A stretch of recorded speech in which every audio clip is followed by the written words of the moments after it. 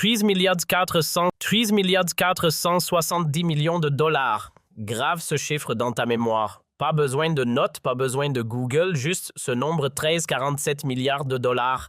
C'est que la Chine et l'Algérie ont échangé commercialement sur les 11 premiers mois de 2025. 11 mois, même pas l'année complète. Et quand on boucle les 12, on franchit allègrement les 14 milliards. Et ce n'est pas un pic, ce n'est pas une anomalie. C'est une progression constante ininterrompue depuis 10 ans. Pendant ce temps-là, qu'est-ce qui se passe côté occidental? La France s'arrache les cheveux avec ses histoires de quotas de visa. L'Italie et l'Espagne viennent signer leurs petits contrats à Alger comme si c'était une faveur qu'on leur accordait. L'Allemagne libère Sall en 48 heures. Un vrai cirque diplomatique, un spectacle. Et pendant tout ce théâtre, un pays avançait silencieusement. Méthodiquement, sans conférence de presse, sans drama, sans tweet de ministre, ce pays a pris la première place dans les échanges extérieurs de l'Algérie. Ce pays, ce n'est pas la France, ce n'est pas les États-Unis, ce n'est aucune puissance européenne, c'est la Chine. Alors, aujourd'hui, on va parler de comment Pékin et Alger ont construit loin des caméras, loin des polémiques, loin de toute cette condescendance médiatique qu'on connaît bien, l'un des partenariats les plus stratégiques du 21e siècle. Un partenariat qui, quand tu additionnes tous les projets signés en cours et annoncés pour les 5 prochaines années, dépasse les 25 milliards de dollars. 25 milliards. Et quand tu auras vu cette vidéo jusqu'au bout, tu comprendras pourquoi ce chiffre donne des sueurs froides à Paris, parce que ce partenariat, il est en train d'enterrer définitivement 60 ans de dépendance algérienne à l'Occident. Dis-moi en commentaire depuis quel pays tu regardes. Algérie, France, Canada, Belgique, Allemagne, Royaume-Uni, Italie, Espagne, Sénégal, Tunisie, Maroc, Émirats, Chine, États-Unis. Écris ton pays dans les commentaires. Ta ville aussi. Et réponds-moi franchement, est-ce que tu connaissais vraiment l'ampleur de ce qui se joue entre l'Algérie et la Chine? L'ampleur réelle, les chiffres bruts, pas la version édulcorée. Je m'en doutais, parce que ces informations-là, les médias dominants n'ont aucun intérêt à les mettre en lumière, zéro. Et c'est précisément pour ça qu'on est là aujourd'hui.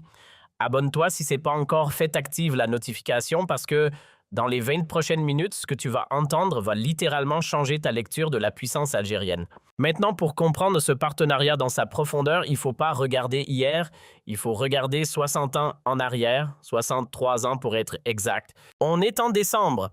La guerre d'indépendance fait rage sur le sol algérien. Le GPRA, le gouvernement provisoire de la République algérienne, vient d'être constitué pour porter la voix du peuple algérien devant la communauté internationale. Et là, à ce moment précis de l'histoire, alors que la quasi-totalité des nations du monde détournent le regard ou refusent catégoriquement de reconnaître ce gouvernement révolutionnaire, un seul pays tend la main. Un seul, la Chine. Ce que je vais vous dire maintenant, c'est pas de l'histoire pour les manuels scolaires, c'est de l'histoire qui saigne encore dans le présent. Quand le GPRA est proclamé, la République populaire de Chine, Mao aux commandes, est parmi les premières nations à lever la main et dire « on vous reconnaît ». Mais attention, ce n'est pas une reconnaissance symbolique, un bout de papier signé dans un bureau climatisé. Non.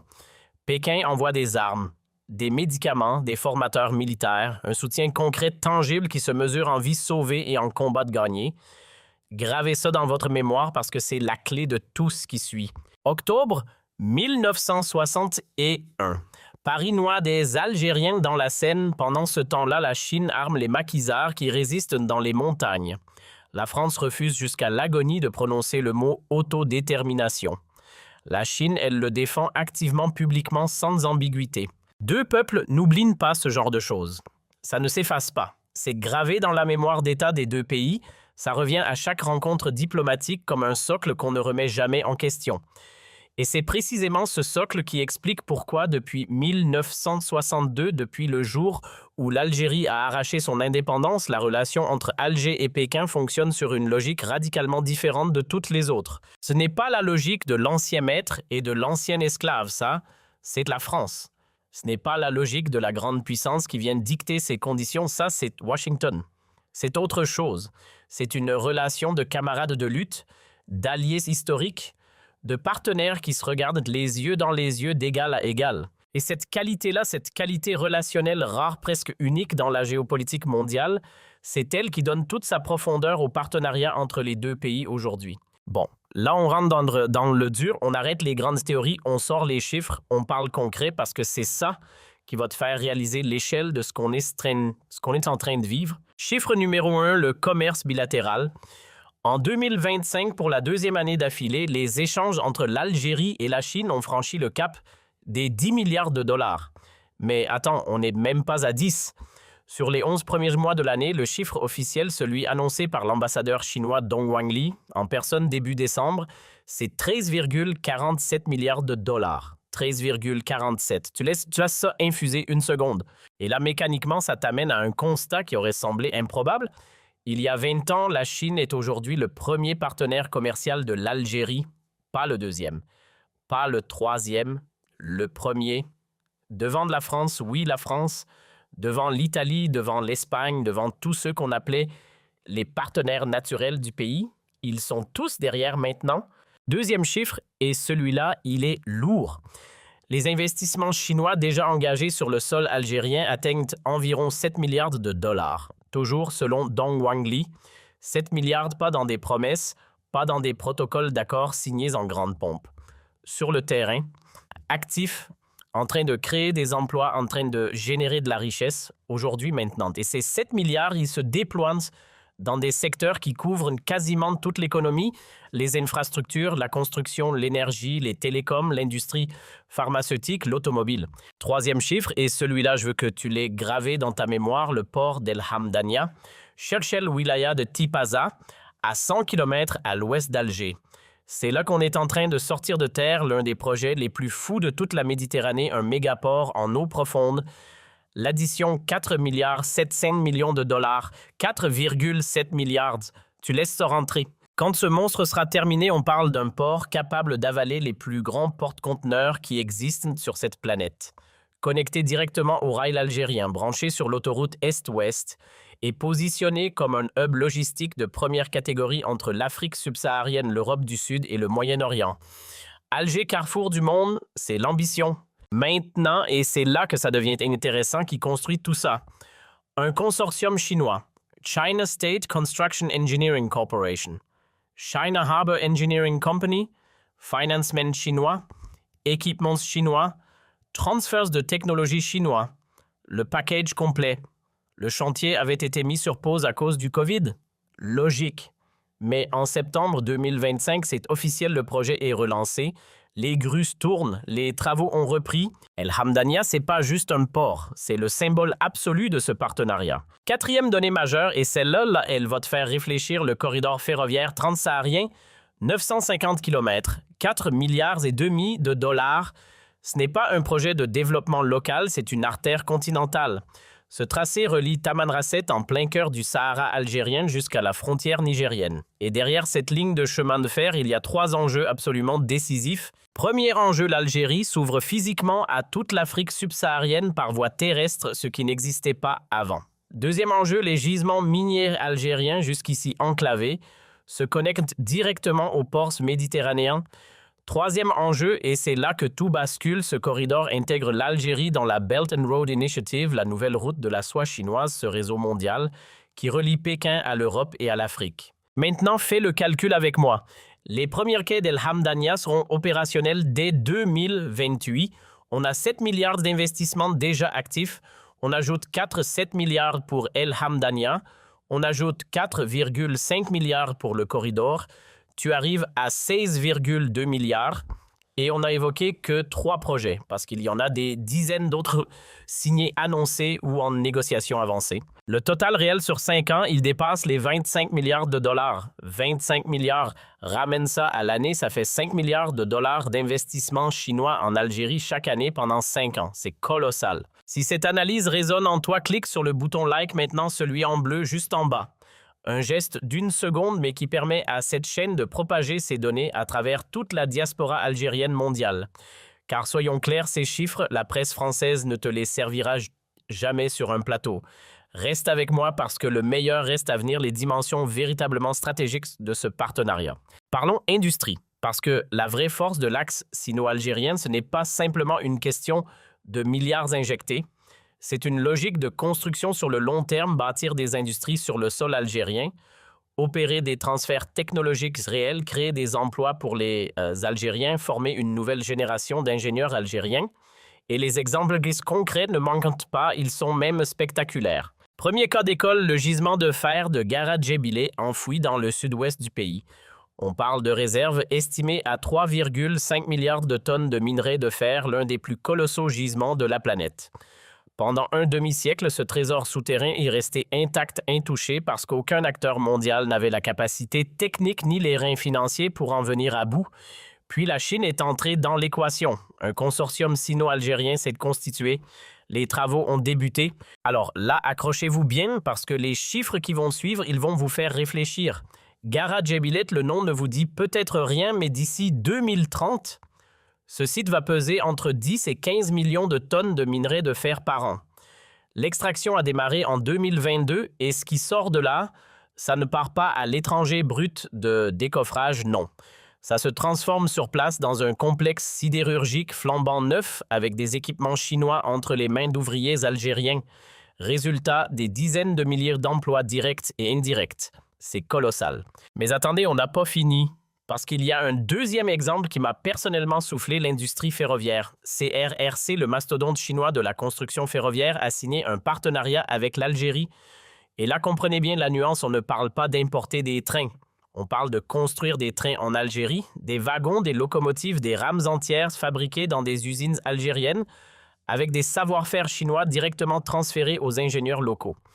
Il y a 10 ans, cette industrie n'existait tout simplement pas. Aujourd'hui, elle est en train de naître sous nos yeux et c'est fascinant. Et le troisième exemple, franchement, je l'ai gardé pour la fin parce qu'il est peut-être le plus impressionnant, l'espace. L'Algérie et la Chine collaborent dans le domaine spatial. On parle de satellites de télécommunication, de satellites d'observation terrestre, de satellites d'analyse agricole construits en coopération sino-algérienne. Ça, c'est pas de la sous-traitance. C'est du partenariat technologique de haut niveau. Parlons maintenant de ce qui fait vraiment la différence et croyez-moi, les exemples qui suivent vont vous surprendre. Premier point, la coopération spatiale. Ce partenariat place l'Algérie dans une catégorie à part celle des rares nations africaines qui ont un accès réel aux technologies satellitaires de dernière génération. C'est pas rien ça. Deuxième point de la 5G, et là c'est là où ça devient intéressant. Pendant que Washington et une partie de l'Europe s'hystérisent sur Huawei, pour des raisons purement géopolitiques, l'Algérie, elle a fait un choix froid, rationnel, pragmatique. Résultat, une infrastructure 5G construite massivement avec du matériel Huawei et ZTE, performante, compétitive sur les coûts et surtout affranchie des caprices politiques américains. Le game, c'est ça. Troisième point, le pharmaceutique. Des laboratoires chinois ont posé leurs valises en Algérie. Des médicaments génériques pour maladies chroniques fabriqués sur place, accessibles financièrement pour le citoyen lambda. Et on se souvient tous du COVID quand l'Occident stockait de ses vaccins jalousement pour lui-même la Chine, livrés massivement à l'Algérie. Retenez ça. Et maintenant, le quatrième point. Celui-là, je vous préviens, il est géopolitiquement explosif. L'industrie militaire. Selon plusieurs sources spécialisées, la Chine pèse aujourd'hui environ 15% des importations militaires algériennes. Soyons clairs, on ne parle pas encore de l'avion de chasse de pointe, le Su-57 russe garde ce trône pour l'instant. Mais regardez ce qui se passe en dessous des drones, des corvettes, des radars, des systèmes de guerre électroniques. L'Algérie est en train de construire brique par brique une architecture militaire qui ne repose plus sur un seul pilier. Et c'est là que ça devient intéressant, parce que c'est pas juste une question de budget ou de technologie, c'est une déclaration politique. Diversifier ses fournisseurs d'armement, c'est diversifier sa liberté de manœuvre. L'Algérie ne veut pas être prisonnière d'un seul partenaire. Elle joue sur plusieurs tableaux, intelligemment. Maintenant, parlons de qui est vraiment au cœur du sujet, la souveraineté. Parce que là, il faut comprendre une différence fondamentale entre le partenariat chinois et les partenariats occidentaux. Et cette différence, elle change absolument tout. La Chine ne vous fait pas la morale. Elle ne pose pas de conditions politiques. Elle signe, elle livre, elle se tait. Résultat, l'Algérie garde les mains libres. Comparez ça avec la France. Chaque contrat avec Paris, c'est un champ de mine diplomatique. Les droits de l'homme, la gouvernance interne, le dossier marocain, le Sahara occidental, les mémoires coloniales, les minorités, tout y passe. Paris ne rate jamais une occasion d'emballer ses contrats commerciaux dans du papier politique. La France utilise ses relations économiques comme levier de pression et tout le monde le sait. Le modèle américain, on le connaît tous. C'est du binaire pur et dur, tu choisis ton camp ou tu morfles. L'Iran, la Russie, la Chine, Washington t'imposent ses ennemis. Et si tu as le malheur de dire non-sanctions, si tu acceptes, tu braderies ta souveraineté au rabais. Aucune nuance, aucune marge de manœuvre. C'est ça la liberté version Stars and Stripes. Maintenant, retournons la carte. La Chine, c'est le contre-modèle absolu. Pékin a gravé dans le marbre un principe, la non-ingérence. Et contrairement à ce que certains pensent, c'est pas du blabla diplomatique, c'est appliqué concrètement sur le terrain. Personne à Pékin va téléphoner à Alger pour lui dire « Choisis entre nous et Moscou ». Personne va exiger que l'Algérie revoie sa copie sur le Sahara occidental ou la Palestine. Personne va demander à Tebboune de remodeler sa politique intérieure selon des critères venus d'ailleurs. Les Chinois arrivent avec des offres économiques. Point. Le reste, c'est les Algériens qui décident. Et c'est là que tout se joue, mes amis. Dans un monde où chaque grande puissance essaie de te vendre son agenda déguisé, en aide, la Chine sort un modèle radicalement différent du pragmatisme économique brut, zéro conditionnalité politique. Résultat.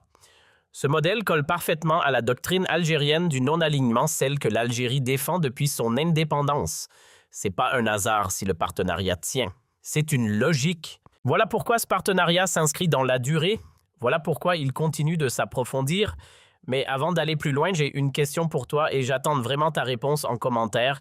Passe juste un like, une vraie réponse réfléchie. Selon toi, qu'est-ce que l'Algérie gagne vraiment dans ce deal avec la Chine? Plusieurs options s'offrent à toi. L'accès à des capitaux sans les conditionnalités politiques que l'Occident impose systématiquement. Le transfert de savoir-faire industriel, cette technologie qu'on refusait de partager pendant des décennies. La possibilité enfin de ne plus dépendre d'un seul bloc, de diversifier, de respirer. L'intégration dans les nouvelles routes de la soie et avec elle une projection économique à l'échelle mondiale ou alors, et c'est peut-être la réponse la plus profonde, simplement le respect. Ce respect mutuel qu'on ne mendie pas, qui découle naturellement d'une histoire commune, celle de deux peuples qui ont combattu le même système colonial. Laquelle de ces réponses te parle le plus? Explique-moi pourquoi. Et si cette vidéo t'apporte quelque chose de concret, fais-en quelque chose de concret aussi. Envoie-la à quelqu'un, un parent, un ami qui navigue encore dans le brouillard de la désinformation, un jeune Algérien qui commence à douter de ce que son pays peut devenir. Donne-lui les chiffres, donne-lui l'analyse. Et laisse la réalité parler d'elle-même parce que pendant que certains médias s'acharnent à raconter un déclin de l'Algérie, elle construit silencieusement, méthodiquement, puissamment. Maintenant, il faut qu'on parle d'une dimension que beaucoup esquivent les risques, parce que te présenter ce partenariat comme un tableau sans ombre, ce serait te manquer de respect. Rien n'est parfait, et un analyste sérieux, un vrai, il nomme aussi ce qui peut coincer. Bon, on va parler des risques maintenant parce que c'est là que ça devient vraiment intéressant et un peu inquiétant, je ne vais pas vous mentir. Le premier, c'est le fameux piège de la dette. Vous en avez forcément entendu parler, la Chine prête des sommes colossales à des pays qui franchement n'ont pas les moyens de rembourser. Et quand le pays coule financièrement, Pékin récupère les actifs. Le port de Hambantota au Sri Lanka, c'est l'exemple que tout le monde sort et pour cause, c'est édifiant. Mais alors, l'Algérie, elle est dans quelle situation face à ça? Honnêtement, et c'est une bonne nouvelle, elle est nettement moins exposée que la majorité des pays du continent africain. Pourquoi? Parce que l'Algérie n'emprunte pas massivement à la Chine. Ce qu'on observe côté algérien, c'est surtout des investissements directs étrangers, pas des prêts d'État. Et en plus de ça, Alger maintient une gestion budgétaire globalement prudente. Donc voilà, le risque existe. Il serait malhonnête de dire le contraire, mais il reste limité. Ce qui ne veut pas dire qu'on peut baisser la garde, la vigilance, elle reste de mise. Le deuxième risque, lui, est plus sournois, c'est la dépendance technologique. Et c'est là où ça mérite qu'on s'y attarde vraiment. Parce que quand une infrastructure entière, un port, un réseau ferroviaire, une centrale est construite avec des équipements et des technologies 100% chinois, qu'est-ce qui se passe ensuite? La maintenance dépend de la Chine, les pièces de rechange dépendent de la Chine, les mises à jour logicielles dépendent de la Chine. Et ça, c'est pas pour 2 ou 3 ans, c'est pour les décennies à venir. Parlons franchement des risques parce que oui, il y en a et il faut les nommer clairement. La dépendance technologique d'abord, c'est le talon d'Achille de tout partenariat asymétrique. Mais l'Algérie a anticipé le coup. Chaque contrat signé avec les Chinois intègre des clauses de formation et de transfert de technologie. L'idée, c'est simple. Dans 10-15 ans, les ingénieurs algériens doivent être capables de faire tourner, entretenir, voire améliorer ces infrastructures sans avoir besoin d'appeler Pékin. Ambitieux, oui. Réalisable absolument à condition que l'exécution soit rigoureuse, et c'est là que ça se complique. Deuxième point qui fâche la main-d'œuvre, certains chantiers chinois ont été pointés du doigt pour avoir importé leurs propres ouvriers plutôt que d'embaucher localement. Et là, je dis clairement, cette critique est légitime. L'État algérien doit imposer sans discussion des quotas minimums de main-d'œuvre locale dans chaque contrat. C'est une question syndicale, c'est une question politique et c'est une question de dignité économique. La société civile algérienne a un rôle à jouer ici, surveiller, interpeller, exiger. Troisième bombe à retardement, le risque géopolitique. Et celui-là, il est costaud. Si Washington décide un jour de serrer la vie à Pékin à l'échelle internationale, et l'histoire récente nous montre que ce scénario n'est pas de la fiction, les pays économiquement liés à la Chine pourraient se retrouver dans la ligne de mire des sanctions américaines. L'Algérie doit garder ça en tête. Soyons honnêtes, oui, ce risque existe, mais pour l'Algérie, il reste contenu parce que ce pays n'a jamais joué le jeu de l'alignement. Depuis des décennies, Alger cultive des relations équilibrées avec toutes les grandes puissances. C'est une doctrine, pas un hasard. Alors oui, je te présente ces risques sans te les cacher, c'est mon rôle, mais ils ne suffisent pas à invalider la pertinence stratégique du partenariat chinois. Ce qu'ils exigent, en revanche, c'est de la vigilance de la stratégie et une exigence absolue dans chaque négociation contractuelle. Et à ce jour, les experts économiques algériens sérieux s'accordent à dire que l'Algérie gère ce partenariat de façon plutôt équilibrée. Pas parfaite, mais équilibrée. Maintenant, entrons dans le vif du sujet. La dimension qui me tient vraiment à cœur, ce que ce partenariat représente dans la longue histoire de l'Algérie indépendante. 60 ans. Depuis 1962, 60 longues années de dépendance économique vis-à-vis de l'Occident et en premier lieu de la France. Son gaz vendu à l'Europe, ses équipements industriels achetés en France ou en Italie, ses infrastructures construites par des entreprises européennes. Pendant des décennies, le schéma était simple, brutal et presque impossible à briser. Les médecins formés en France, les ingénieurs partis vers l'Europe. Cette dépendance n'était pas un choix, c'était une prison héritée, une chaîne invisible qui maintenait l'Algérie dans la peau d'une ancienne colonie incapable de tourner la page. Et puis en 20 ans à peine, tout bascule. Regardez ce qui se passe, la Chine s'installe comme partenaire économique incontournable. La Russie devient l'allié militaire de référence. L'Italie rachète le gaz. Les BRICS offrent un cadre de non-alignement que personne n'aurait osé imaginer il y a 30 ans. En clair, l'Algérie ne dépend plus de Paris. Elle ne dépend plus de Bruxelles. Elle ne dépend plus de l'Occident. Point. Ce qui s'est passé là, c'est une libération pas symbolique, pas rhétorique, une libération économique réelle, concrète, mesurable. Et une libération économique, ça produit quelque chose que les économistes n'écrivent jamais dans leurs rapports, une transformation psychologique profonde. Les dirigeants n'ont plus à marcher sur des œufs avec Paris. Les ingénieurs n'ont plus à supplier des boîtes françaises pour exister professionnellement. Les commerçants voient des marchés s'ouvrir là où il n'y avait que des portes fermées. Et la diaspora, elle peut enfin être fière. Fière d'un pays qui ne subit plus. Fière d'un pays qui, pour la première fois depuis longtemps, construit. Vingt ans que ça se construit dans l'ombre, loin des klaxons médiatiques, loin des conférences de presse parisiennes qui adorent commenter ce qu'elles ne comprennent pas. Voilà ce qui fait la puissance réelle du partenariat sino-algérien. Il ne fait pas de bruit. Il avance. Il transforme. Il s'installe. Et pendant que les rédactions françaises s'agitent autour de leur polémique du moment, l'Algérie, elle est en train de redessiner tranquillement sa place dans l'économie mondiale. Silencieusement, méthodiquement. Avant qu'on se quitte, je veux qu'on fasse le point d'ensemble parce que si tu devais ne retenir que 5 choses de tout ce qu'on a vu, ce serait celle-là. Numéro 1. La relation entre l'Algérie et la Chine, ce n'est pas un mariage de circonstances né d'un contexte géopolitique favorable. Non, c'est 63 ans d'histoire partagée. La Chine fait partie des tout premiers États au monde à avoir reconnu le GPRA, le gouvernement provisoire de la République algérienne, dès 1958. Et ce n'était pas symbolique, elle a armé concrètement les combattants de la libération. Ce socle historique, cette mémoire commune, c'est ce qui explique la profondeur et la solidité particulière de ce partenariat aujourd'hui. Numéro 2, les chiffres maintenant, et là on est sur une autre planète, 13,47 milliards de dollars d'échanges commerciaux sur les 11 premiers mois de 2025. 7 milliards de dollars d'investissements chinois déjà ancrés sur le sol algérien. Et si on intègre les projets en cours ou annoncés, on arrive à un total engagé d'environ 25 milliards de dollars sur 5 ans.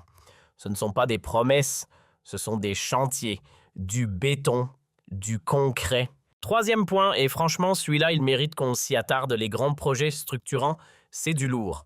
On parle du port en eau profonde d'El Hamdania, à Cherchell, 4,7 milliards de dollars. Du corridor ferroviaire transsaharien sur 950 km, 4,5 milliards. De l'exploitation du gisement de fer colossal de Garad Jebilet, de la fabrication locale de matériel ferroviaire avec CRRC, de la coopération spatiale, de la 5G avec Huawei, du pharmaceutique et environ 15% des importations militaires. Voilà ce qu'on appelle un partenariat concret, pas des déclarations d'intention, des chantiers réels. Quatrième point, et c'est là que ça devient philosophiquement intéressant, la différence fondamentale avec les Occidentaux, c'est l'absence totale de conditionnalité politique. La Chine ne vient jamais dire à l'Algérie « choisis entre Pékin et Moscou ». Elle ne touche pas à la politique intérieure. Elle n'exige aucun alignement géopolitique. Cette non-ingérence, et c'est crucial de le comprendre, elle colle parfaitement à la doctrine algérienne de non-alignement. C'est pas un hasard, c'est une convergence de principes. Et c'est précisément pour ça que ça marche. Cinquième point, et je pense que c'est le plus important de toute la discussion, ce partenariat, il représente une rupture historique avec 60 ans de dépendance occidentale. Pour la première fois depuis l'indépendance, l'Algérie dispose de vraies alternatives à l'Europe. Elle n'est plus captive, elle négocie, elle choisit, elle impose ses conditions. Et ça, c'est un changement de paradigme qu'on ne mesure peut-être pas encore à sa juste valeur. Voilà. Ce qu'on vient d'analyser ensemble, c'est pas anodin. Cette libération économique, elle a des répercussions qui vont bien au-delà des chiffres et des contrats. On parle d'implications politiques, militaires, culturelles, psychologiques pour le pays entier et pour chaque membre de la diaspora où qu'il soit dans le monde. Maintenant, j'ai besoin de vous. Trois choses simples, mais je veux que vous les fassiez vraiment. La première, dites-moi en commentaire depuis quel pays vous regardez cette vidéo. Et surtout, dites-moi si dans votre pays, les médias locaux parlent honnêtement de ce partenariat sino-algérien. Est-ce qu'on en parle? Est-ce qu'on l'analyse sérieusement? Ou est-ce qu'il est systématiquement ignoré, minimisé, diabolisé, témoigné? Parce que vos témoignages collectivement révèlent quelque chose de précieux, l'état réel de la couverture médiatique mondiale sur l'Algérie. C'est une cartographie que personne d'autre ne peut faire à votre place. La deuxième, répondez à cette question et je veux votre analyse, pas juste un chiffre. Selon vous, quelle est la priorité stratégique qu'Algérie devrait absolument développer dans sa relation avec la Chine pour les 5 prochaines années? Est-ce qu'on devrait approfondir la coopération militaire avec davantage d'équipements et de transferts dans le domaine de la défense? Est-ce qu'on devrait plutôt pousser le transfert massif de technologies industrielles pour enfin construire une vraie base industrielle nationale souveraine durable? Ou est-ce que l'avenir, il est dans l'intelligence artificielle et les biotechnologies, les secteurs qui vont redéfinir la puissance au 21e siècle? Ou alors, et c'est peut-être la lecture la plus stratégique, est-ce qu'il faut équilibrer la présence chinoise en diversifiant vers d'autres partenariats asiatiques, la Corée du Sud, l'Inde, le Japon? Écoute-moi bien, ta priorité, pose-la sur la table. Argumente. Défende-la. Parce que cette question-là, elle n'est pas anodine, elle va définir ce que sera la puissance algérienne dans les années 2030. C'est maintenant que ça ne se joue pas dans 10 ans. Troisième point, et là j'insiste, c'est le plus crucial de tout ce que j'ai dit aujourd'hui. Partage cette vidéo. Pas juste pour faire grossir les stats, non. Partage-la à quelqu'un qui croit encore en 2024 que l'Algérie est économiquement sous perfusion française. Envoie-la à ce jeune diplômé dans ton entourage qui doute, qui se dit « Mais qu'est-ce que je vais faire dans ce pays ?» Transfère-la aux membres de ta diaspora qui se demandent quelle place l'Algérie va occuper sur l'échiquier mondial dans 20 ans. Mets-lui les chiffres sous les yeux. Donne-lui l'analyse complète. Et laisse-le faire sa révolution mentale tout seul parce que quand les faits parlent, il n'y a plus grand-chose à ajouter. Cette chaîne.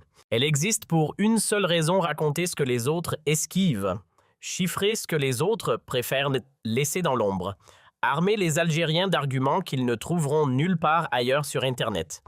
Et elle tourne uniquement grâce à toi. Ton like, ton commentaire, ton partage, ton abonnement, chaque geste compte. Chaque action que tu poses, c'est une brique de plus dans la reconstruction de la dignité algérienne. La prochaine vidéo, crois-moi, tu ne vas pas en revenir. Personne ne les voit venir et c'est exactement là où réside toute la puissance du truc. Des drones Moager 6 assemblés directement sur le sol algérien, des programmes d'armement qui naissent de l'intérieur, des transferts de technologies militaires russes, chinois qui s'opèrent dans le silence, loin des caméras, loin des grands titres. Et pendant ce temps-là, une industrie militaire souveraine se construit pierre par pierre, sans que le monde ne daigne vraiment s'en préoccuper.